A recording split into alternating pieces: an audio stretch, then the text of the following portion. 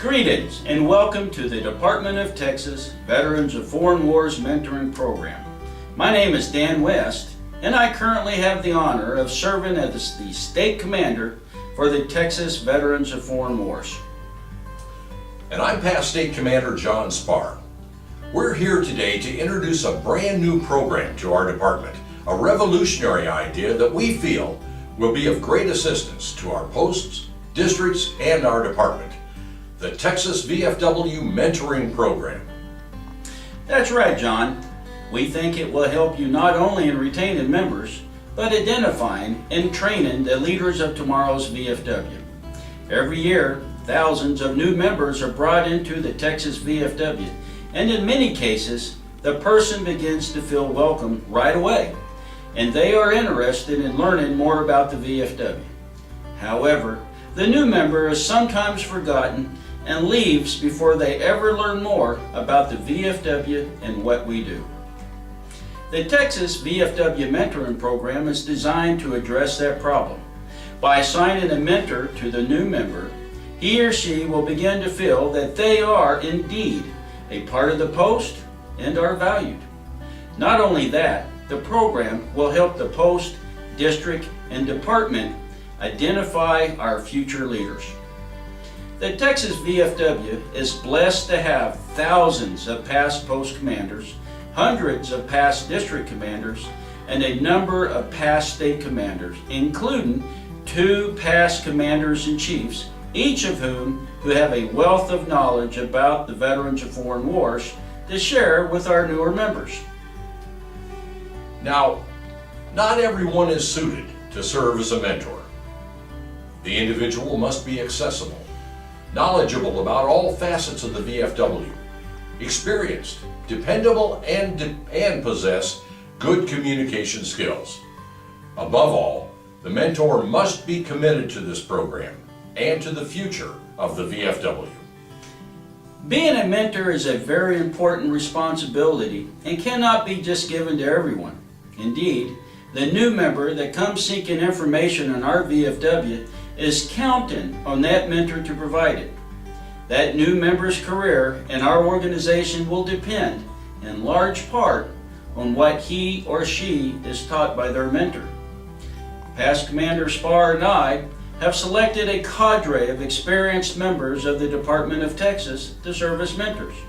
They have years of experience at multiple levels of leadership in the VFW, and they are willing to share that knowledge with a protege. The time that you as a mentor spend with the protege will in many ways affect the future of our VFW.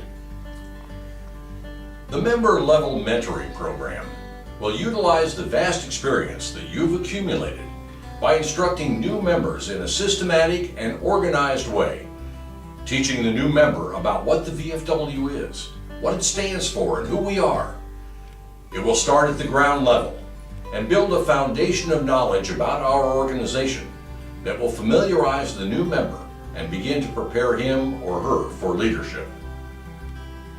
We are excited about the endless benefits that this program can bring to our post, to the districts in our department.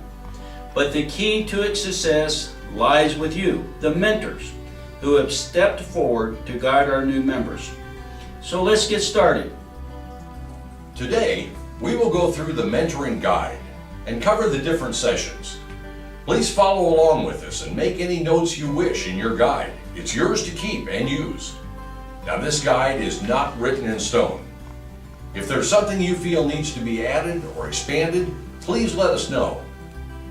Much of the success of this program will depend on the enthusiasm, creativity, and initiative of you, the mentor. Basically, mentoring can be defined as an experienced individual teaching an inexperienced individual, much the same as you learn to drive a car or to shoot a rifle. Someone was there to teach you.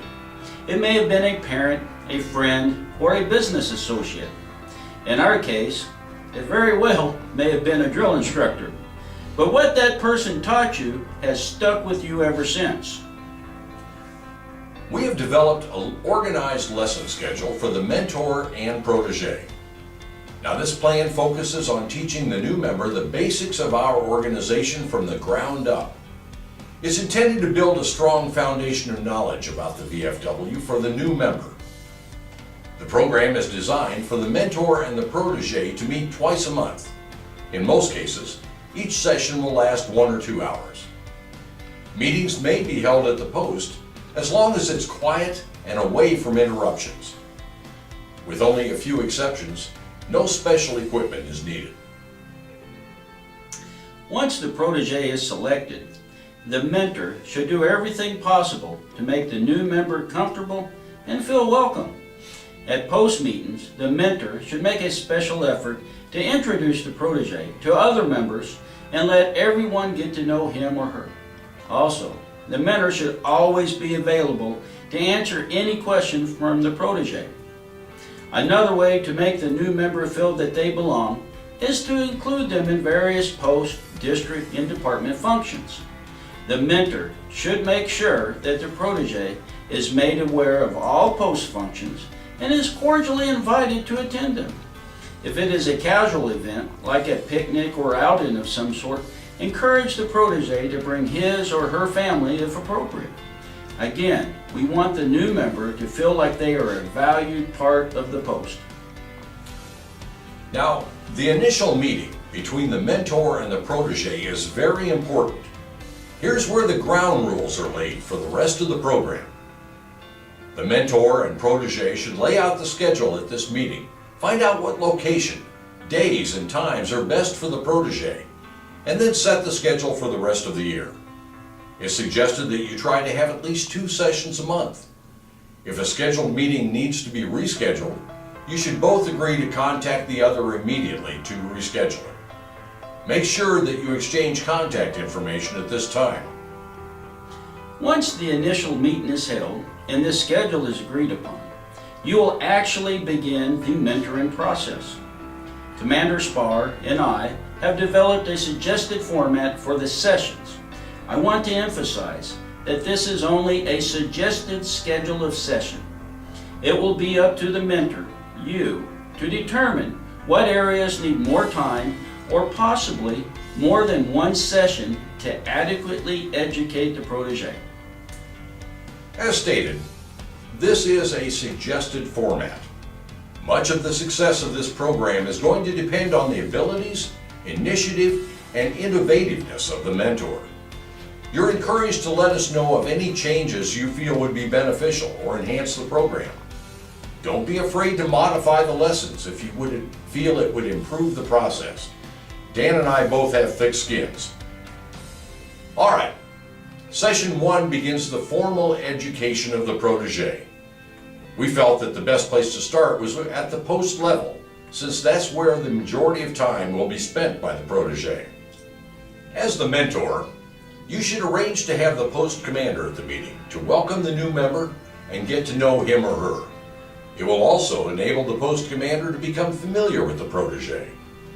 Now, this should be a casual visit to let the new member feel welcome, so give the protege a tour of the post. Inform him of the hours of operation and assure them that they will always be welcome there. Following that, a review of the course should be given to the protege. Let him or her know what the general subjects of each session will be and why they are important to an overall understanding of the VFW.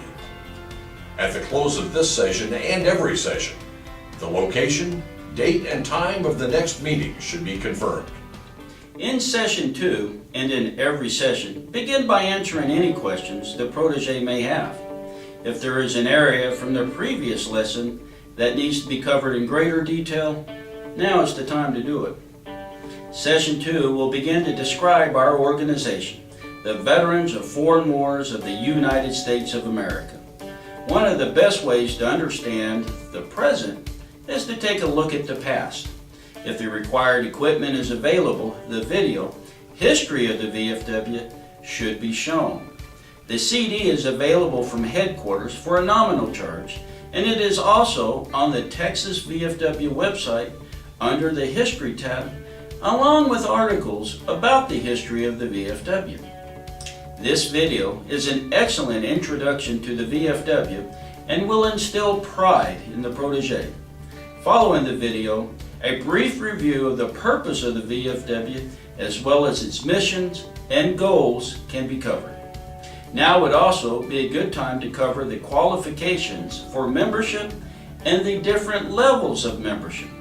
Once again, reaffirm to the protege that you are there to provide the information on the VFW, and he or she should never hesitate to ask questions or make suggestions on topics they would like covered. As they say in the military, the only dumb question is the question not asked. End this session by setting the date, time, and location of the next meeting. Now, the overall management of the Veterans of Foreign Wars is at the national level. For that reason, Session 3 covers the national organization. We're very fortunate to have several past national commanders-in-chief from Texas, Jim Nyer and Glenn Gardner.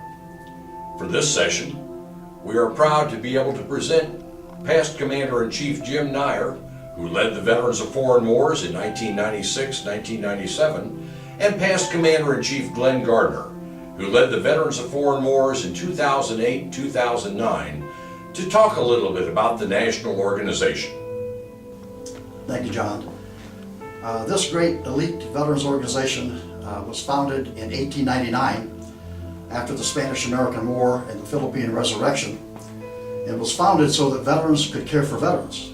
From that point on, that couldn't be more true today than it was back then. It's a 116-year legacy that we need to keep going. And this Veterans of Foreign Wars consists of two offices, one in Kansas City and one in Washington.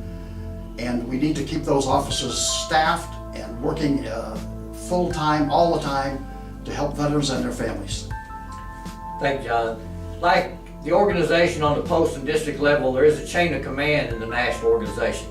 The commander-in-chief, of course, is the person who's responsible for the operation of this organization. It's in complete control with the National Council Administration. You have the commander-in-chief, the senior vice commander-in-chief, the junior vice commander-in-chief, the adjutant general, the quartermaster general, the judge advocate general, the surgeon general, and the national chaplain, along with the national chief of staff and an inspector general. On a day-to-day basis, the commander-in-chief will be in contact with the adjutant general, who is his right-hand man in the Kansas City office. Chief Nyer, you mentioned a Washington office. Can you tell us about that office? Yes, the Washington office, the leader there is Assistant Adjutant General, titled Executive Director of the Washington office. And in that office, there's a legislative office and a Veterans Service office. And most recently, there's a big push for Student Veterans of America program, which we're pursuing with all that we can. The legislative element of the Washington office is obviously probably one of the most important. Legislation is passed, and we lobby on the Capitol, at the Capitol, but the Commander-in-Chief testifies every year. The members of the Washington office go over as committee members and committee chairmen on a regular basis. Any bill that has to do with veterans and their families, we're there to testify to make sure that our veterans and their families are cared for. One of the newest things that's just been added within the last 2 or 3 years, the Washington office, through the Commander-in-Chief of the VFW, signed a memorandum of understanding with the Student Veterans of America. We have been helping them with legislation all along, especially with the GI Bill, but now we have this MOU in place that delineates what each entity will do for the veterans that are going to school. 1.2 million are going to school now under the post 9/11 GI Bill. And as we think about our organization, we need to have a continuing increase in membership. Well, our future is these young veterans that are now coming out of the Iraq-Afghanistan wars and going to school. 2 million more will be getting out in the next 5 years. So we need to pursue those. Now on the veteran service side, we file claims all around the country for veterans that are seeking compensation or pension from the VA healthcare system. About 20 offices around the the country, on different bases. The veteran service element of the Washington office represents veterans before the Veterans Court of Appeals, and we do everything we possibly can to ensure that veterans get their claims filed in a timely fashion with well-rounded claims. They get that compensation and pension for their families. Okay, thank you, Chief. Chief Gardner, if you could, tell us a little bit more about what goes on at the national office. Thank you, John. As I said, in Kansas City we have an Adjutant General and we have a Quartermaster General. Let me talk briefly about the Quartermaster General first. This organization has a $33 million budget to operate each year. It's not a small business. The Quartermaster General is responsible for all those funds, to see that they're invested, to see that they're handled in the way that they should, to represent all the members of this organization. The Adjutant General, on a daily basis, is the right-hand man for the Commander-in-Chief. He speaks for the Commander-in-Chief. He handles the overall day-to-day operation with the Commander-in-Chief's approval. The Adjutant General's office handles everything from receiving your dues money in the mail, to mailing you a membership card, to the selling of sending out of buddy poppies when they're ordered by the post. They also have a post-service department that does everything from approving bylaws to handling questions that come in from the individual members. It's a big operation that has hundreds of employees in the Kansas City office, and truly does the underlying work of this great organization day to day. Thank you, Chief. Chief Nyer, a little bit more about the national programs of the VFW, which is what the VFW is known for. Well, we have many, and obviously one of the most important ones is the Voice of Democracy program, whereby we offer scholarships to students that participate on a statewide basis annually for an annual scholarship that's now paying $30,000 annually. Then, of course, there's unmet needs, military veteran services, the Patriot Pen programs, Americanism, it just goes on and on, Buddy Poppy, as Mr. Gardner mentioned. And all these programs are designed for the communities that the veterans serve in. And that's the key. Get involved in the communities, get the communities involved, so that we can show them the great things that we do for vets and their families in their particular communities. Thank you. And Chief Gardner, the motto of the Veterans of Foreign Wars is no one does more for veterans than the VFW. Talk a little bit about the Veterans Assistance programs that the VFW has. The VFW has a tremendous assistance program throughout the organization, whether it's helping a veteran or active duty military personnel who need help with paying their rent or need help with some kind of financial situation, or whether it's some member or veteran's home that's been destroyed by a flood or by a tornado. We have a disaster relief fund that's available to help these individuals. It's something that we do as an organization. From the national level, we also contribute to other needy causes, such as the building of the Vietnam Memorial in Washington, and the Korean Memorial, and the World War II Memorial, and all of the aspects of veterans programs throughout this great nation. The VFW has always been there to be a part of making these happen for America's veterans and for those on active duty today. Thank you. Any closing comments from either one of you?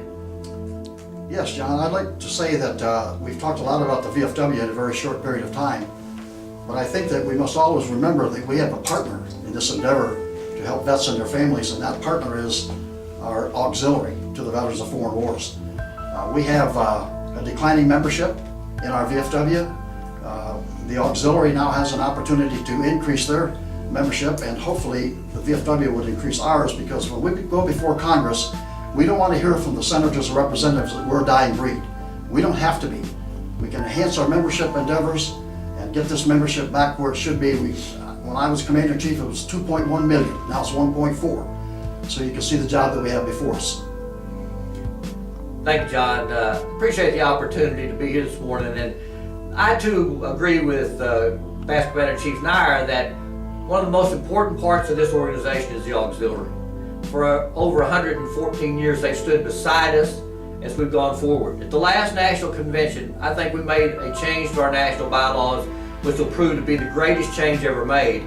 And that's when we eliminated the ladies' part to the auxiliary and made gender neutral, so that now a husband of a veteran, the father of a veteran, the brother of a veteran can now join our great auxiliary and help us as we go forward in the future.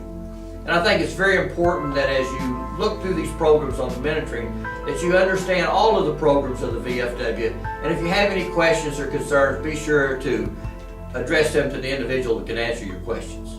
Chiefs, we thank you both very much, not only for your time, but of your service to the veterans of foreign wars of the United States. Thank you. Thank you. Here, you want to instruct the protege on where the national headquarters is located and give a general description of what goes on there. Also mention that there's a national office in Washington, D.C. that handles the important VFW legislative efforts. Following that, the individual national officers' positions and responsibilities can be covered, including the national commander, senior and junior vice commanders, adjutant general, quartermaster general, and so on. Tell the protege about the VFW emblem and supply store, and if available, provide that protege with a current catalog. Now we move on to session 4. Just as we covered the national headquarters in the last session, this session will be devoted to the Texas VFW and our state headquarters. Areas to include will be the number of members, number of districts, and the number of posts, and the location and contact for department headquarters. Employees of the department headquarters should also be covered, along with a description of their responsibilities. If practical, you and your protege should visit department headquarters to enable the new member to put a face with a voice. If a computer is available, teach the protege how to bring up the Texas VFW website and go through each section with him or her. In session 5, after answering any questions or comments from the protege, begin to cover information regarding the district, just as was done with national and department.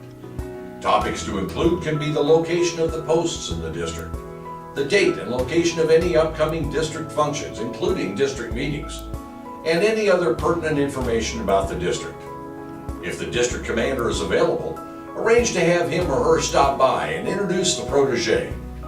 At that time, cover the names and responsibilities of the district officers as well. Set up the date, time, and location of the next meeting. Now, in session 6, it's time to cover the area where the protege will be most involved at the post level.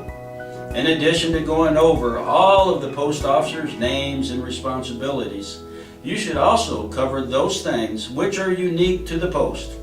For example, if the post is the sponsor of a Pioneers Day festival in the community or some other local event each year, you should mention that and invite the protege to participate in it. Tell the protege about the charter and history of the post and what it is known for. Go over awards that the post has won in the past and what its goals are for the future. Emphasize to the new member that this is his or her post home and they are always welcome there. Now, by this time, you've had a number of sessions with your protege and you've covered a lot of information. Session 7 should be spent in going back and reviewing some of the points covered in earlier sessions.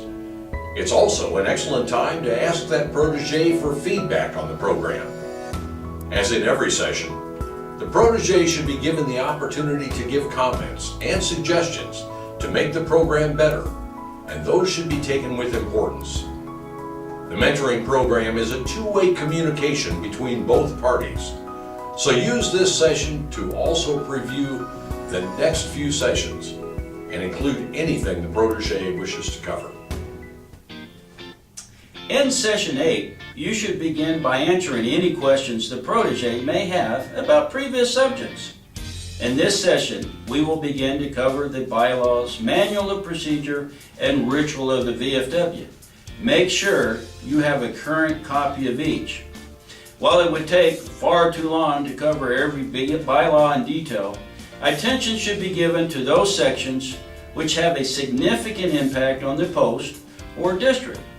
To cover some of those, we are very pleased to have our State Adjutant Quartermaster, Roy Grona, come in and talk about those sections which he feels are most important. Welcome, comrades. My name is Roy Grona. I serve as the State Adjutant Quartermaster for the Texas VFW. I'd like to take a few minutes to talk to you about the bylaws of our organization. When every post is chartered by the national headquarters of the VFW, that post agrees to certain actions. Most of that agreement is that they will abide by the rules and bylaws of the Veterans of Foreign Wars. Currently, our bylaws are updated every year during our national convention, normally conducted in July, and the bylaws are published somewhere about 60 days after the completion of the national convention. That's why it's very important for you as a VFW member or an officer to have a copy of the VFW bylaws. This is a current copy of the 2016 National VFW Bylaws, Manual, Procedure, and Ritual. I'd like to acquaint you with the book and how it's set up. Basically, this book is divided into 4 different parts. We have our congressional charter, we have our actual bylaws, we have the manual procedure, and then the ritual of the VFW. I want to focus on the 3 main sections of this book. First, the bylaws. The bylaws are the actual rules. I call it the yellow pages. Okay. They tell you what the rule is. The manual procedure, I call the white pages, tell you how you enforce those rules. Now they're broken up further. Section 1 always deals with membership and the rights of members. Now, to skip a little bit forward, you have to understand that the interpretation of the bylaws is always done by the appropriate commander, be it at the post level or the department level or the national level. That said, Section 1 gives the right of any member that disagrees with the interpretation of the bylaws the right to appeal that decision to the national office all the way up to the National Council of Administration.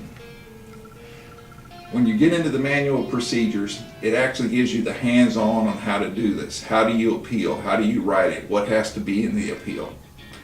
Section 2 deals with the operations of posts. How do you charter a post? What post meetings are required? What the duties and responsibilities of post officers are.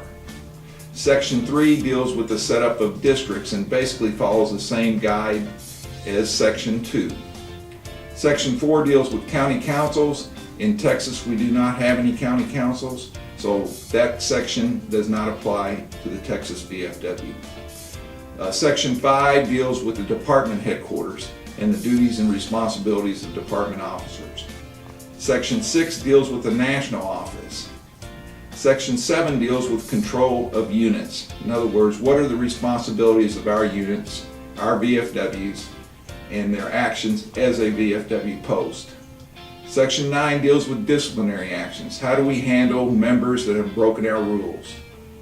The final section of the bylaws deals with the ritual to the VFW.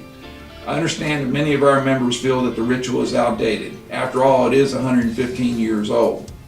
However, every attempt made at the National Convention to change the ritual to the VFW has been soundly defeated. And that brings me to my final point. The members are the ones that approve the bylaws of the Veterans of Foreign Wars.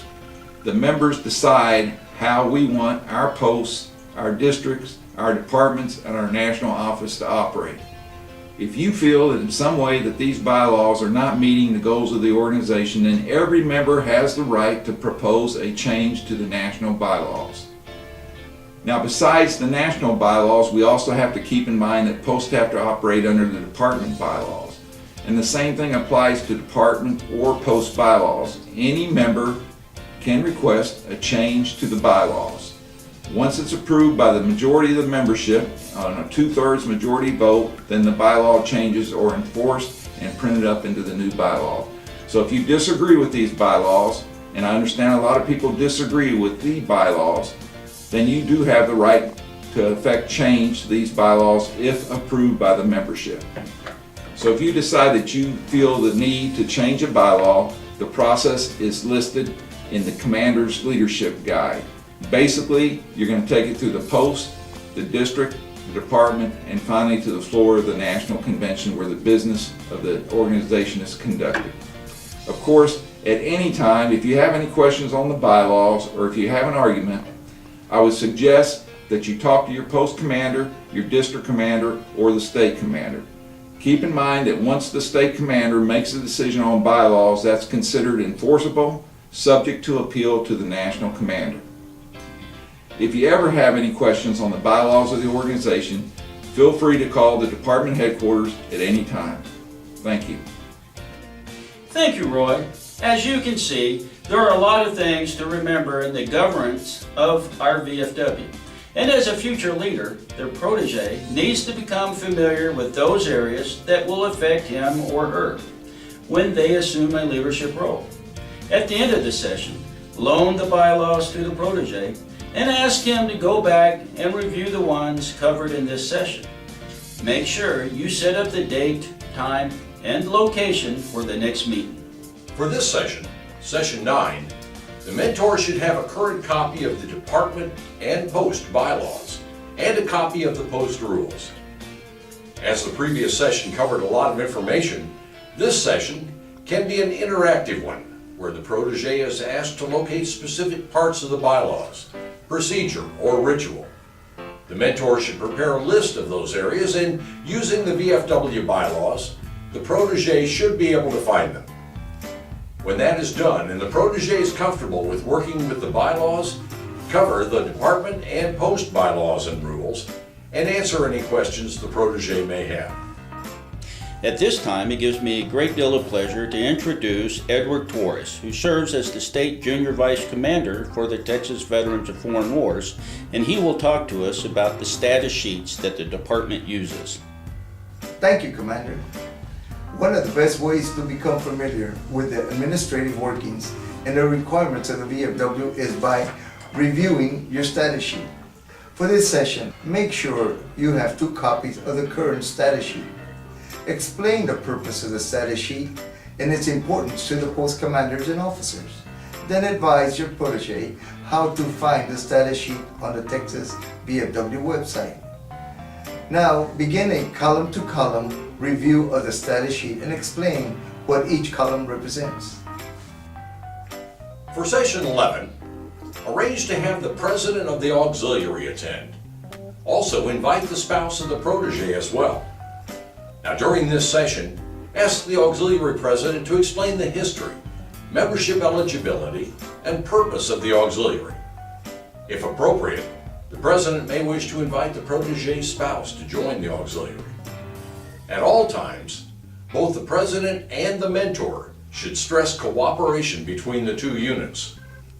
For Session 12, it's time for a review of everything that has been covered to date. If the protege wishes to go into greater detail on any of the subjects, the mentor should accommodate their request. Then, it's time for a midterm exam. The mentor should prepare a test covering those areas already covered in the previous 12 sessions. Simple questions could be, where do you find the membership qualifications for the VFW? Or where is the VFW National Headquarters located? And so on.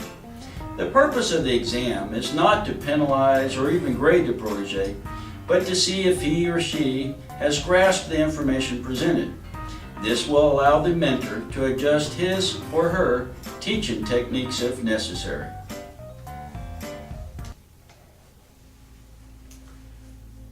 One of the best ways to learn more about the VFW and to become active in it is to get involved with committees. Now we have a number of committees in the post, district, and department that can help the new member assimilate into our organization. The mentor should prepare a list of committees available to the protege, and if possible, have some of the committee chairs there to explain the function and purpose of their respective committees. At the end of the session, ask the protege if any of the committees interested him or her, and arrange to get them involved. As everyone is aware of, our membership is decreasing in spite of a growing number of VFW eligible veterans coming into Texas. The answer is simple. We must seek out and recruit these new veterans into our VFW. In fact, recruiting should be a priority for every VFW member. There are a number of techniques that may be used for recruiting, and it is suggested that the mentor arrange to have the post top recruiter present to teach the protege how he or she can most effectively recruit new members. The recruiter should also cover the different classes of membership. Then the recruiter, the mentor, and the protege should go to a location with the potential for finding new members and conduct a mini recruiting drive. By observing the way the experienced recruiter talks to prospective members, the protege can become more familiar with what is most effective. If possible, the protege should be given the opportunity to recruit several new members. Don't forget all of the equipment you'll need, such as membership applications. This session will begin to cover several of the VFW programs that our organization has become known for. To explain these programs, we're very pleased to have the Department of Texas Senior Vice Commander, Peyton Lumpkin, as our guest. Peyton, tell us about the VFW program. The Veterans of Foreign Wars has a whole list of programs that serve our veterans, our military, our youth, and our community. These programs are part of what makes the VFW the greatest military veteran service organization in the world. As you go through the list in the mentoring guide, make sure you cover each of them, paying special attention to the Voice of Democracy, Patriots Pin, and Citizenship Teacher Awards. Don't forget the National VFW Military Assistance and Unmet Needs programs. These are core programs of our organization and are what sets us apart from other groups. This is also a good time to talk about the Texas VFW Foundation and the great assistance we give veterans here in the Lone Star State through our Warrior Down and Veterans Assistance Grants for financial assistance. When you have covered these programs, see if there is one that your protege may be interested in becoming involved with. Thank you, Peyton. At the end of this session, make sure you arrange the date, time, and location of the next session. The purpose of this mentoring program is to train future leaders. As a mentor, you have amassed a great deal of knowledge and experience in various leadership roles in the VFW. Over the years, you have been faced with many different situations, which you have handled effectively and successfully. While everyone has their own leadership style, the mentor can begin by giving several personnel experiences that were encountered at his or her post and how they were handled, using anecdotes, situations, and solutions. The protege may begin to see that there are sometimes a number of ways to react to a situation. Then, the mentor should give several situations to the protege and ask him or her to tell how they would handle them. Remember, the solutions must be in keeping with the bylaws, and the purpose of this is not to judge or critique the protege, but to see if they can respond with sensible solutions on short notice.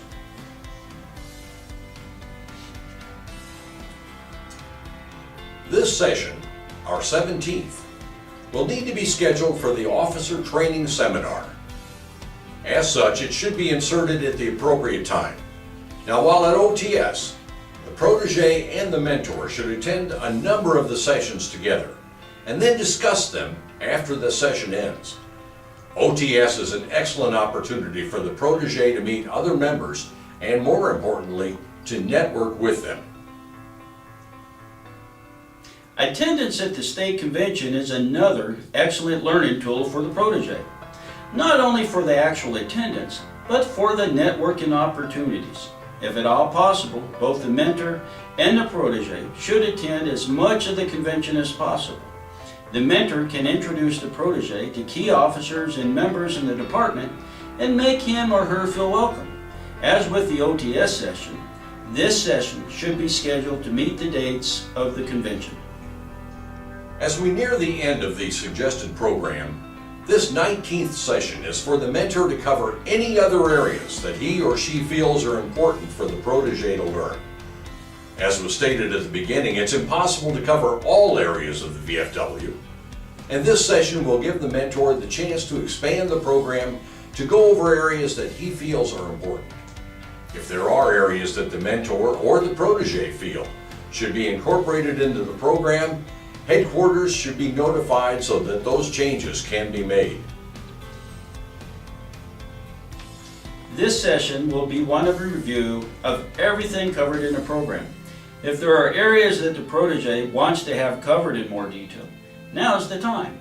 This is also an opportunity for the mentor to include in other areas he or she feels in this session. The mentor should also try to determine the protege's plan for his or her future in the VFW. Also, take this opportunity to ask the protege for suggestions to the program and for his or her honest evaluation of this. These evaluations are critical to the success of the mentoring program. For this, the final session, it's suggested that rather than meeting at the post, a meeting over a cup of coffee or maybe dinner with the protege and his spouse would be appropriate. This is essentially the protege's graduation, and as such, we suggested it be a special occasion. Both the protege and the mentor have worked hard during this program, and both should have a great feeling of pride and accomplishment. At the next post meeting, the mentor should make sure that the protege will be there and announce to the post that the protege has completed the Texas VFW Mentor Program, and appropriate recognition should be given.